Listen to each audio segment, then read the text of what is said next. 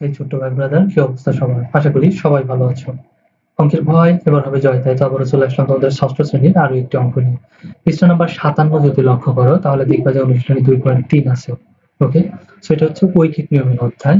এই অধ্যায়ের আমরা 10 পর্যন্ত যে অঙ্ক আছে সেটা কিন্তু আগের ক্লাসগুলোতে আমরা শেষ করে ফেলেছি। ওকে, তুমি যদি দেখে না থাকো তাহলে চলে যেতে পারো আমার চ্যানেলের প্লে লিস্টে। সেখানে গেলে দেখবা যে সব অঙ্কগুলো একদম সিরিয়াল বাই সিরিয়াল কিন্তু দেয়া আছে। ওকে, আশা করি তোমাদের অনেক উপকার হবে। সো আজকে আমরা 11 নাম্বার থেকে শুরু করব। সো 11 নম্বর অঙ্কে আমাদের কি বলছে দেখো। এখানে বলছে রবিন দৈনিক 10 ঘন্টা করে হেঁটে 12 দিনে 480 কিলোমিটার পথ অতিক্রম করে। দৈনিক 9 ঘন্টা হেঁটে সে কত দিনে 360 কিলোমিটার পথ অতিক্রম করতে পারে? সো অনেকভাবে অঙ্কটা করা যায়। তোমাদের কাছে একটু হয়তো জটিল মনে হতে পারে বা পেঁচানো মনে হতে পারে। এই জন্য আমি যেটা করবো এই অঙ্কটা একদম তোমাদের ভেঙে একদম জিনিস বের করে দেখাই দেবো, ঠিক আছে? যাতে তোমরা জিনিসটা একদম ক্লিয়ারলি বুঝতে পারো। এটা দেখো 11 নম্বর যদি আমরা এখানে শুরু করি তাহলে প্রথমে এখানে কি বলছে, সে দৈনিক হাঁটে কয় ঘন্টা করে? 12 দিন হাঁটছে, তাই না? 12 দিনে সে কত কিলোমিটার হাঁটে? 480 কিলোমিটার। তাহলে একদিনে সে কত কিলোমিটার হাঁটে সেটা বের করে দেখি চলো, ঠিক আছে? তাহলে যদি তাই হয় তাহলে এখানে দেখো 12 দিনে দিনে হাঁটে কত কিলোমিটার? 480 কিলোমিটার দিয়ে। ওকে, তাহলে একদিনে হাঁটে কত কিলোমিটার? কি হয়ে যাবে এটা বলো তো? অবভিয়াসলি ভাগ। কারণ 12 দিনে যত হাঁটছে একদিনে কি ততটুকু হাঁটতে পারবে? অবশ্যই তার কম হাঁটবে, তাই না? কম হাঁটলে কিন্তু ভাগ হয়ে যাবে। তাহলে 480 ভাগ হচ্ছে 12, এত কিলোমিটার। তাহলে আমরা যদি 12 তে 480 কে ভাগ দিই, 12 হচ্ছে 12, এখানে হয়ে যাবে 40, ঠিক আছে? আপনার সুতরাং কত হয়ে যাবে? 40 কিলোমিটার। তার মানে সে একদিনে হাঁটছে কত কিলোমিটার? 40 কিলোমিটার। কিন্তু এটা কয় ঘন্টা করে হাঁটছে সেই জিনিসটাকে খেয়াল করছো? এখানে কিন্তু বলে দিছে 10 ঘন্টা করে হেঁটে, ঠিক আছে? তাহলে চাইলে তুমি এখানে উল্লেখ করতে পারো দৈনিক 10 ঘন্টা করে 12 দিন হাঁটে, ঠিক আছে? তাহলে আমরা এখানে লিখতে পারি যে একদিনে 10 ঘন্টা করে হেঁটে হেঁটে যায় কত কিলোমিটার হাঁটলো তাহলে?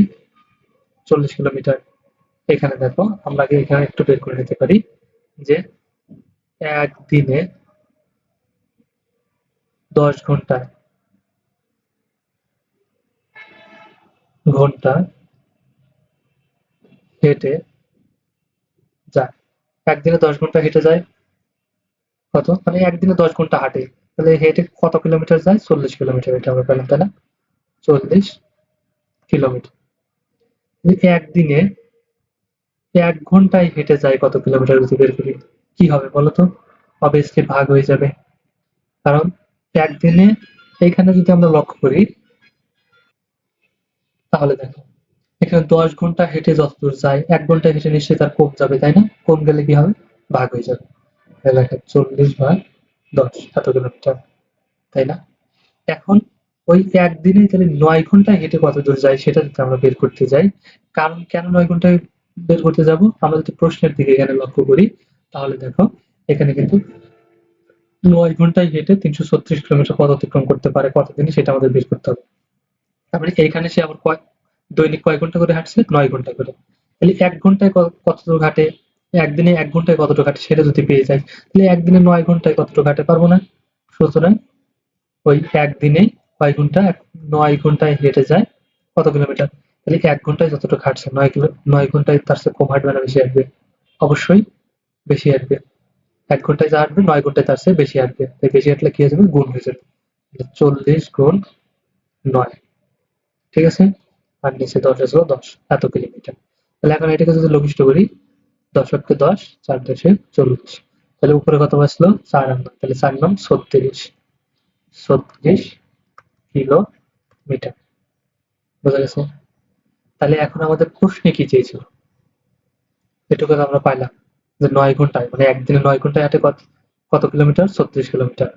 এখন প্রশ্নটা যদি আমরা এখানে লক্ষ্য করি, এখানে কি বলছে দেখো, দৈনিক 9 ঘন্টায় হেঁটে সে কতদিনে 360 কিলোমিটার অতিক্রম করতে পারবে? এখানে চাইছে আমাদের কি চেয়েছে? দিন চেয়েছে, কতদিন। ওকে, তাহলে দিনটাকে আমরা কোন পাশে রাখবো? দিনটাকে রাখবো ডান পাশে। তাহলে এখন আমরা একটু সাজাতে পারি, এখানে দেখাচ্ছে এটাকে সুন্দর করে। 9 ঘন্টা হেঁটে 36 কিলোমিটার যায় কয় দিনে? একদিনে, মানে একদিনে 9 ঘন্টা করে হাঁটে 36 কিলোমিটার গেছে। এটাকে যদি আমরা একটু ঘুরিয়ে লিখি তাহলে কি হয়ে যাবে? 9 ঘন্টায় হেঁটে 36 কিলোমিটার যায় কয়দিনে? বা 36 কিলোমিটার 9 ঘন্টায় হেঁটে যায়, যেটাই লেখো তুমি সাজায় সেটাই কিন্তু লিখতে পারো। ঠিক আছে? আমরা লিখতেছি দেখো এখানে 9 ঘন্টায় বা 9 ঘন্টায় না 9 ঘন্টা হেঁটে হেঁটে 36 কিলোমিটার যায় সমান কয়দিনে যায়? এই যে একদিনে গেছিল তাই না? তাহলে আমরা লিখবো কত? একদিন। ওকে, তাহলে 9 ঘন্টা হেঁটে 1 কিলোমিটার যায় কত দিনে সেটা বের করি। 9 ঘন্টা হেঁটে 36 কিলোমিটার আছে তাহলে 1 কিলোমিটার, 1 কিলোমিটার যায় কত দিনে? এখন আমাকে বলো তো, 36 কিলোমিটার যেতে যদি একদিন লাগে তাহলে 1 কিলোমিটার যেতে কি লাগবে? আরো কম লাগবে তাই না? কম হলে কি হয়ে যাবে? ভাগ, 1 উপরে 36 নিচে এতদিন। এবং তিনি হাঁটছে মোট কত কিলোমিটার? এখানে যদি আমরা সরি প্রশ্নটা লক্ষ্য করি, এখানে দেখো 360 কিলোমিটার। ঠিক আছে? 360 কিলোমিটার অতিক্রম করতে কতদিন লাগে? সেম ভাবে আমরা এখানে বের করে ফেলতে পারি। সুতরাং 9 ঘন্টা করে হেঁটে 300 কত 60, 360 কিলোমিটার যায় কয়দিনে? লিখতে 1 কিলোমিটার যেতে যতদিন লাগছে 360 কিলোমিটার যেতে অবশ্যই বেশি দিন লাগবে তাই না? বেশি লাগলে কি হয়ে যাবে? ভাগ হয়ে যাবে, সরি গুণ হয়ে যাবে, বেশি লাগলে তো গুণ হয়। 1 গুণ 360 হয়ে যাবে উপরে, নিচে 36 আসলে 36 এতদিন। তার মানে এখন এটাকে কি করবো? লঘিষ্ঠ করবো। ঠিক আছে, কত হয়ে যাবে? 10। ওকে, তাহলে নিচে কিছুই বসছে না, উপরে 1 আর 10 বসছে, তাহলে 10 আর কি 10, 10 দিন। এটাই হচ্ছে আমাদের অ্যান্সার। তাহলে এখানে আমাদের বলছিল যে কত দিনে অতিক্রম করতে পারবে, তাই না? এই যে সেক্ষেত্রে কত দিনে 360 কিলোমিটার পথ অতিক্রম করতে পারবে, কত দিনে? তাহলে কিন্তু আমরা পেয়ে গেলাম এখানে 10 দিন। ওকে, আচ্ছা। তারপরে যদি আমরা লক্ষ্য করি 12 নাম্বার, এখানে কি বলছে দেখো। এখানে বলছে জালাল প্রতি 3 ঘন্টায় 9 কিলোমিটার পথ অতিক্রম করতে পারে। 36 কিলোমিটার পথ অতিক্রম করতে তার কত ঘন্টা সময় লাগবে? তাহলে এখানে আমাদের কি চেয়েছে? কত ঘন্টা। ঘন্টাটাকে সাজানোর সময় কোন পাশে রাখবো? ডান পাশে। তাহলে 9 কিলোমিটার যেতে সময় লাগে 3 ঘন্টা। বের করি চলো, একটু সাজিয়ে লিখি। ঠিক আছে? তাহলে দেখো 9 কিলোমিটার যেতে সময় লাগে সমান কয় ঘন্টা? 3 ঘন্টা। 1 কিলোমিটার যেতে সময় লাগে কতটুকু বের করি। ঠিক আছে, 1 কিলোমিটার যেতে সময় লাগে, এখানে আমরা এখানে দেখো 9 কিলোমিটার যেতে যদি 3 ঘন্টা লাগে তাহলে 1 কিলোমিটার যেতে অবশ্যই কম সময় লাগবে, তাই না? কম হলে কি হবে? ভাগ, 3 ভাগ 9 এত ঘন্টা। তাহলে সে কত কিলোমিটার গেছে মোট? 36। তাহলে বের করি। সুতরাং 36 কিলোমিটার যেতে সময় লাগে কত ঘন্টা? এখন 1 কিলোমিটার যেতে যতটুকু সময় লাগছে 36 কিলোমিটার যেতে অবশ্যই বেশি সময় লাগবে। মানে 1 কিলোমিটার তো হুট করে চলে যাওয়া যাবে, তাই না? কিন্তু 36 কিলোমিটার আরো দূর, মানে আরো বেশি সময় লাগবে। তাহলে বেশি লাগলে কি হয়? গুণ হয়। 3 গুণ 36 উপরে হয়ে যাবে আর 9 যা ছিল তাই থাকবে, এত ঘন্টা। এটাকে যদি আমরা লঘিষ্ঠ করি তাহলে কত হয়ে যাবে? 9 কে 9 4 নং, এটা 9 কে 9 4 নং 36। তাহলে নিচে 1 বসলে ভগ্নাংশের নিচে 1 এর কোনো দাম নাই। উপরে কত আছে? 3 আর 4, তাহলে 3 4 12, 12 ঘন্টা। ওকে, এটাই আমাদের অ্যান্সার। কি বলছিল আমাদের? যে কত ঘন্টা লাগবে 36 কিলোমিটার পথ যেতে, কত ঘন্টা লাগবে? তাহলে 36 কিলোমিটার পথ যেতে কত ঘন্টা লাগবে? 12 ঘন্টা লাগবে। ওকে, আচ্ছা। তারপর একটা যদি আমরা লক্ষ্য করি 13 নম্বর, এখানে দেখো কি বলছে। 6 জন লোক 28 দিনে কোন জমির ফসল কাটতে পারে। 24 জন লোক কত দিনে ওই জমির ফসল কাটতে পারবে? ওকে, তাহলে এখানে আমাদের প্রশ্নে কি চাইছে? কত দিন, দিন চাইছে। দিনটাকে আমরা সাজানোর সময় কোন পাশে রাখবো? ডান পাশে। সে এখানে যদি আমরা লক্ষ্য করি সাজানো আছে 6 জনের লাগে কয়দিন? 28 দিন। একজনের লাগে কয়দিন? 24 জনের লাগে কয়দিন? বের করে ফেলবো। তবে এখানে একটু লক্ষ্য রাখতে হবে। দেখো এই যে প্যাটার্নটা, যে 6 জন লোকের ফসল কাটতে সময় লাগে, আমরা লিখে দিই 6 জন লোকের ফসল কাটতে সময় লাগে কয়দিন? 28 দিন। 28 দিন। ওকে, তাহলে এখন আগে একজনের বের করবো। তাহলে একজন লোকের ফসল কাটতে সময় লাগে। এখন তুমি একটু চিন্তা করো, ৬ জন লোকই যদি কাটতে ২৮ দিন সময় লাগে, তাহলে ওই জমির ফসলই একজন কাটবে, তাহলে কি বেশি দিন লাগবে না? একা একা কাজ করতে আরো বেশি দিন লাগবে অবশ্যই, তাই না? ৬ জন মিলে কাজ করতেই যতদিন লাগছে, একজন মিলে কাজ করতে তো অবশ্যই তার চেয়ে বেশি দিন লাগবে, তাই না? এই জন্য কি হবে, বেশি লাগলে গুণ, ওই বেশি লাগলে কি হয়, গুণ হয়। তার মানে এটা গুণ হয়ে যাবে, ২৮ গুণ ৬ গুণ। আর মোট কতজন কাটছে, ২৪ জন, তাহলে সুতরাং ২৪ জন লোকের ফসল কাটতে সময় লাগে। এখন আমাকে বলতো একজনের যতদিন লাগছে, ২৪ দিনের কি ততদিন লাগবে? অবশ্যই ২৪ জনের কম দিন লাগবে, তাই না? তাড়াতাড়ি হয়ে যাবে ২৪ জন মিলে করলে। যদি কম দিন লাগে তাহলে কি হবে, কম হলে ভাগ, তাহলে ২৮ গুণ ৬ উপরে ঠিকই থাকবে, ভাগ ২৪ হয়ে যাবে। ওকে, আচ্ছা, এতদিন। তাহলে এটাকে যদি এখন আমরা লঘিষ্ঠ করি তাহলে কি হয়ে যাবে, দেখো, ৬ দিয়ে ভাগ দিলে ৬ একে ৬, ৪ ৬ ২৪, ঠিক আছে? আবার ৪ দিয়ে যদি এটাকে কাটি, ৪ অক্ষে ৪, ৪ সাতটা ২৮, তাহলে আর কি কিছু আছে? কিছুই নেই, উপরে আছে ৭ আর ১, তাহলে ৭ অক্ষে ৭, নিচে ১ বাজছে, আমরা ৭ এর নিচে এভাবে ভগ্নাংশে ১ হয় না, কারণ ভগ্নাংশের নিচে ১ এর কোনো দাম নাই। কিন্তু উপরে যদি ১ হয় তাহলে কিন্তু অবশ্যই দিতে হবে, ঠিক আছে? এত দিন, তার মানে ২৮ জন লোকের ফসল কাটতে কয়দিন সময় লাগবে? ৭ দিন সময় লাগবে। অঙ্কগুলো কিন্তু একদম ইজি, ঠিক আছে? এবং তুমি যখন করা শুরু করবা তুমি নিজেও অনেক মজা পাবা। তারপরে দেখো ১৪ নম্বরে কি বলছে, এখানে বলছে ২ জন পুরুষ ৩ জন বালকের সমান কাজ করে। অর্থাৎ পুরুষ বলতে বোঝাইছে বড় মানুষকে, প্রাপ্তবয়স্ক মানুষ, ঠিক আছে? মানে ২ জন পুরুষ বড় মানুষ যে কাজ করতে পারে, ৩ জন বালক সেই কাজটা করতে পারে। ওকে, আচ্ছা। তারপরে কি বলছে, ৪ জন পুরুষ ও ১০ জন বালক একটি কাজ ২১ দিনে করতে পারে। তার মানে এই দুটাকে আমাদের কি করতে হবে, এক নাই পুরুষে নিয়ে যেতে হবে, নাই বালকে নিয়ে যেতে হবে।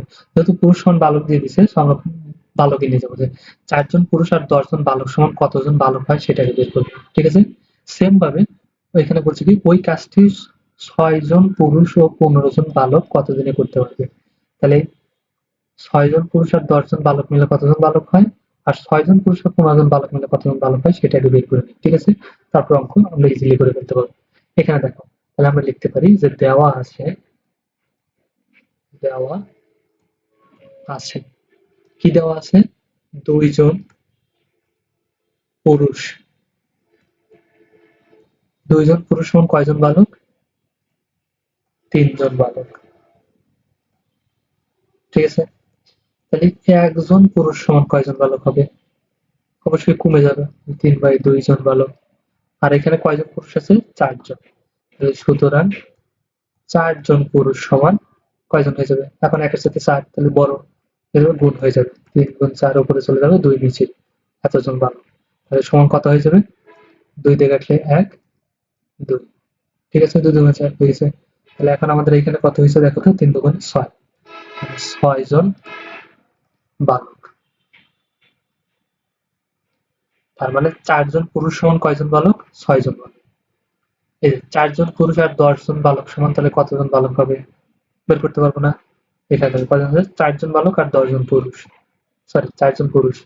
তাহলে সুতরাং ৪ জন পুরুষ ও ১০ জন বালক সমান কয়জন বালক হয়ে যাবে, এই ৪ জন পুরুষ সমান কয়জন বালক পেয়েছি, ৬ জন, তাহলে ৪ জন এই বালকের কাছে আমরা লিখবো ৬ যোগ আরো ১০ জন বালক আছে, লিখবো ১০, এতজন বালক, তাহলে সমান কত হয়ে যাবে, ১৬ জন বালক।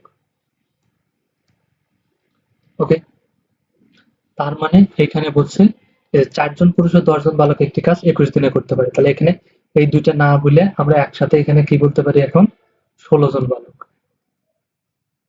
১৬ জন বালক। তাহলে ১৬ জন বালক এই দুইটাকে একটা বানাইলাম, ঠিক আছে? তাহলে ১৬ জন বালক একটি কাজ করতে পারে ২১ দিনে, ঠিক আছে?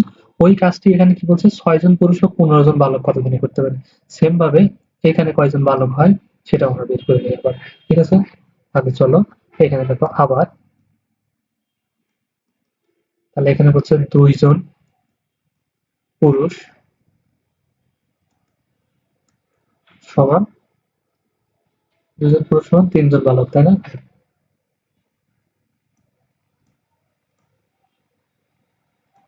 বালক, তাহলে 1 জন পুরুষ সমান কি হয়েছে ভাগ এতজন বালক। আর এখানে প্রশ্ন আমাদের কি বলছিল, কয়জন পুরুষ? 6 জন পুরুষ। সুতরাং 6 জন পুরুষ সমান কতজন বালক হয়ে যাবে? 3 গুণ 6 আর নিচে 2 কতজন বালক, তাই সমান 2 1 কে 2, 3 2 6, 3 3 এখন কত? 9 জন বালক। ওকে, তার মানে 6 জন পুরুষ সমান কয়জন বালক? 9 জন বালক। তাহলে এখানে আমাদের কি আছে প্রশ্নে? প্রশ্ন হচ্ছে 6 জন পুরুষ ও 15 জন বালক। তাহলে আমরা এখানে লিখতে পারি 6 জন পুরুষ ও 15 জন বালক সমান কয়জন বালক হবে বলতো? 6 জন সমান কয়জন পেলাম? 9 জন। তাহলে লিখবো 9 যোগ আর 15 জন বালক তো আছে 15, এতজন বালক। ওকে, তাহলে কত হয়ে যাবে? 15 আর 9 24 জন বালক। ওকে, তার মানে দেখো এখন পর্যন্ত আমরা পেয়ে গেছি। প্রশ্নটা যদি লক্ষ্য করি, এখানে হচ্ছে 16 জন বালক আর এখানে পেয়ে গেলাম কত? 24 জন বালক। এই দুইটা করে আসলো না আলাদা আলাদা, এই দুটোগুলোকে আমরা একটা সংখ্যায় নিয়ে আসলাম, এখানেও বালক। ঠিক আছে, তার মানে এখন কিন্তু একদম ইজি হয়ে গেছে। দেখো তাহলে এতজন বালক একটি কাজ করতে পারে 21 দিনে, তাহলে ওই কাজটাই 24 জন বালক কয় দিনে করতে পারে? পারবো না? কত কি চাইছে আমাদের? ওই কাজটি এতজন পুরুষ কত দিনে, তাহলে দিনটাকে ডান পাশে রাখবো। তাহলে সেম ভাবে লিখবো 16 জন করতে পারে 21 দিনে, একজন বালক করতে পারে কয় দিনে? 24 জন বালক করতে পারে কয় দিনে। ওকে, তাহলে 16 জন বালক কাজটি করতে পারে কয় দিনে? আমাদের দেয়া আছে 21 দিন।